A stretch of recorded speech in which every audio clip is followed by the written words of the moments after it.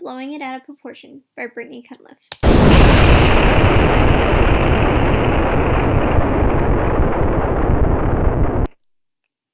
Ethical dilemma definition. An ethical dilemma is one in which a person has to choose between two options, both of which are morally correct but in conflict. The utilitarian approach. Utilitarian approach is the one that provides the most good or does the least harm, or to put it another way, produces the greatest balance of good over harm. Example of the utilitarian approach. A hospital that has a limited amount of drugs or resources. In this example, the hospital had to choose between treating another child or a brilliant scientist or some other person that could benefit society greatly. The common good approach. And interlocking relationships of society are the basis of the ethical reasoning in that respect and compassion for all others. This approach also calls attention to the common conditions that are important to the welfare of everyone. Example of the common good approach. An example of a way the common good approach would be increasing the opportunity to make healthy choices by working with schools and workplaces to offer access to nutritious foods and opportunities to get enough physical activity. Hi everybody. My name is Brittany. And as you may know that because I'm in your class. But I've put the case where, Big Jack is blown up or let the other four drown. The cave explores. And, if you had to choose, which one would you choose? Would you choose to let the other four drown? Or would you let just blow up Big Jack to save four lives? See, just letting four of them drown would kill four lives out of 5. And that's more harm over good, and I don't think that's right. But if you just blow up Big Jack,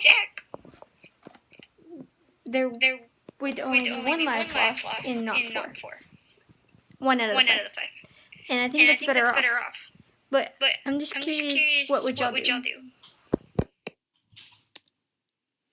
Blowing up Big Jack, the utilitarian approach. The utilitarian approach is good for this case because it has to deal with a large group of people and instructs them to weigh the different amounts of good and bad that will be produced by the end result.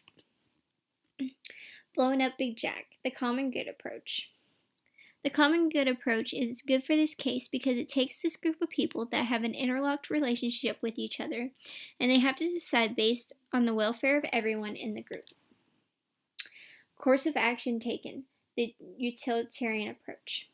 The course of action they would take would be blowing up Big Jack because there will be less harm done between the choices they have. Course of the action taken, the common good approach. The course of the action they would take would still be blowing up Big Jack with the dynamite because it would save the 4 of them because it would be better for the welfare of everyone. Differences in the two cases. The utilitarian approach. The utilitarian approach mostly is concerned about how much harm comes out of it, and the common good approach does not care about the harm that comes out of the decision they decide to make. Differences in the two cases continued. The utilitarian approach only cares about the customers, employees, shareholders, the community, and the environment and what is good for them. The common good approach only cares about the system of laws, effective police, fire departments, etc. Similarities as a group. They have to deal with what good comes to the community and its members. Similarities between the two cases. The utilitarian approach. The utilitarian approach deals with the harm and the good that comes out of the group. Similarities between the two cases. The common good approach. The common good approach has to deal also with a large group of people with interlocking relationships and a welfare that comes out of it. The decision that makes the most sense. The decision that makes the most sense in this case would be to blow up Big Jack. Why blowing up Big Jack is best for the case. This is the best choice for this case because it is the least harm done and the choice would be made on the welfare of everyone. Best for the case continued. The least harm over good, meaning we would be saving 4 people instead of letting them drown. There is less harm going down this path for this case. Why is it important to apply multiple ethical principles to one dilemma? There are different ways to look at how to take care of the situation. When you have different ways of looking at things, you're able to make clear choices on what to do.